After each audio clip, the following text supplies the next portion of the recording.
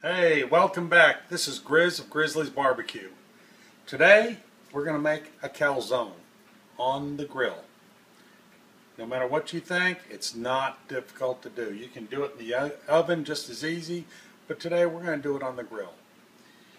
To start off with, we're going to start off with a nice ball of pizza dough.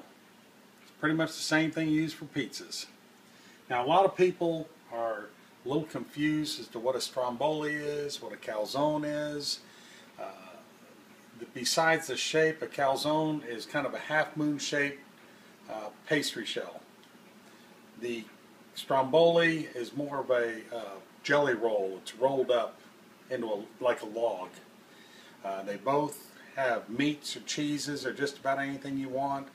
A stromboli quite often has got ricotta cheese instead of mozzarella. But aside from that, people are always getting them mixed up. So today, if you want to call this a calzone, more than welcome to. We're going to start off with the pizza dough, and we're going to go ahead and stretch this on out. You want to get it into a circle, just as if you were doing it with the pizza dough. Now I've already floured my work surface here, and you want to get it out. It's going to look a lot like a pizza when we get going. The only difference is we're going to end up folding it in half.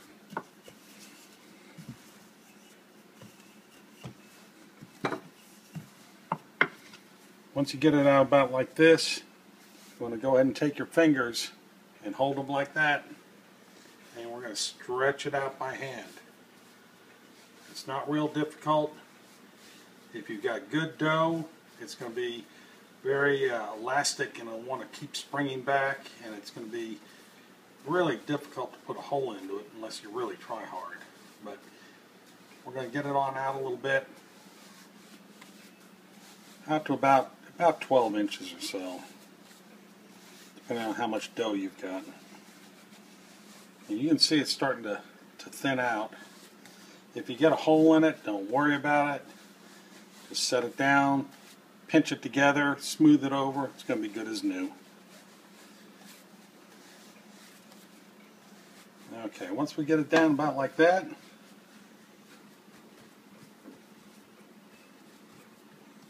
I think it needs a little bit more stretching. One thing I like to do is get it around the edges and let the weight of the dough stretch it on out also.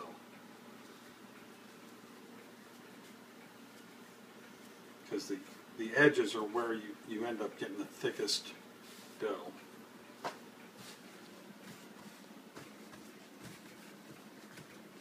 Okay, now we've got it about the shape that we want. We're going to go ahead and get our pizza pan, and we're going to go ahead and add a little bit of cornmeal to it. The cornmeal, and being that I'm right-handed, it's a whole lot easier to do it this way. Cornmeal is simply to keep the dough from sticking to the pan and slide off onto your cooking surface, in which case we're going to be using a pizza stone. So we'll take the dough, transfer it on over to the pan. Now what we're going to end up doing is folding this in half.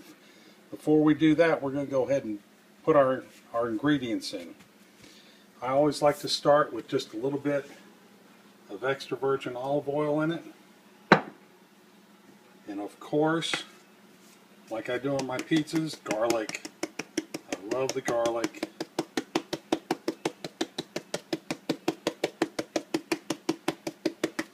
plenty of garlic on there. Now we're going to go ahead and add a little bit of sauce. You only need to do one side. You don't need a whole lot of sauce. You can use a little bit more sauce than what you would do on a pizza. Pizza, all you want is just a very little bit of sauce for the flavoring. You can actually add just a little bit more sauce than you would on a pizza. Okay, once we've got our sauce down, we're going to start adding our ingredients. Today we're going to add some sweet onion, nice diced up and chopped up onion, some green bell pepper. I love plenty of veggies. You just pack these little puppies in there. Just get as many as you want in there. I like a lot of bell pepper. We're going to add, of course, pepperoni. Now, if you notice, what I'm doing is kind of opposite of what I do on a pizza. Normally you go ahead and add the cheese first and then you put your toppings on. But in this case, you know what, we'll add a little bit more pepperoni to it. In this case, you don't have to worry about that. It's all going to be baked inside that nice toasty little shell. You can also go ahead and add your basil right now. Generally on a pizza you want to add your basil about halfway through the cooking process.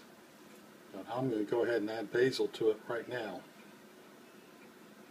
Now, last but not least, we're going to do our cheese. Plenty of mozzarella cheese. This particular one is the low skim shredded mozzarella. You can use, if you go to the store and buy the balls of mozzarella that are packed in water, you can use those. Just cut them into thin slices and put them on in there. You want to go ahead and leave probably about 1/4 to 1/2 inch around the edges, because you're going to want to, yeah, we'll add plenty of cheese here. You're going to want to press the edges together. Okay, that's plenty of cheese. Now, once we get all our ingredients on in, we're going to take the edges and fold it on over. Once you're folded on over, just kind of like your mother does when she makes a pie, you're just going to squeeze the edges together.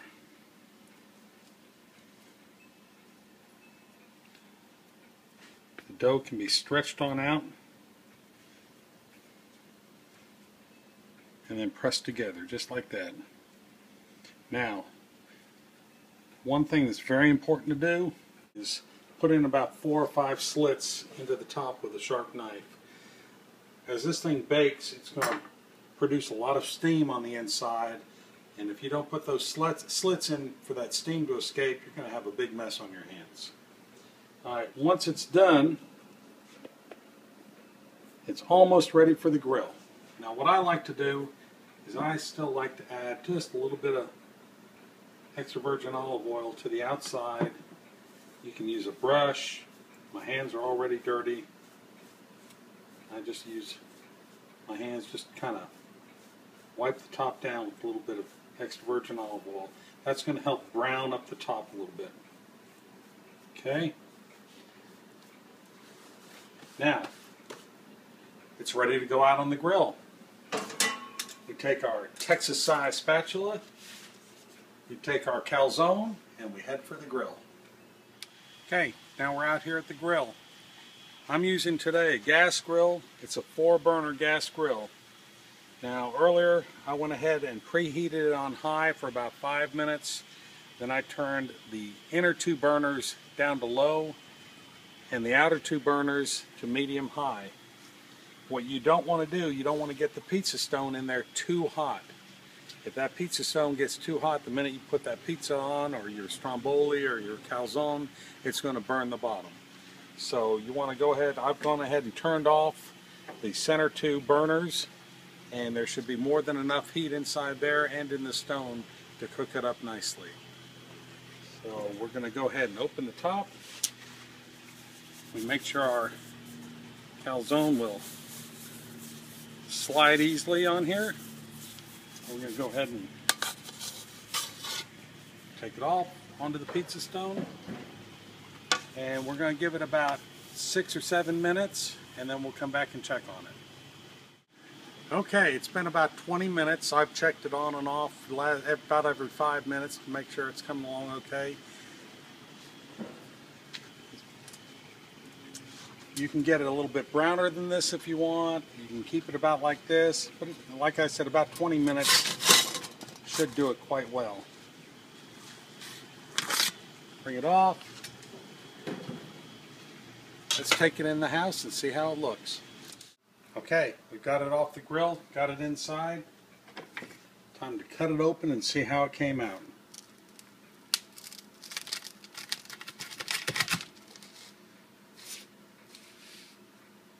All that melted cheese, vegetables, the pepperoni, it's just oozing on out of there. Yes, sirree, Bob, it's looking good. Okay, let it cool just a little bit. I'm going to take a nice little quarter piece right there.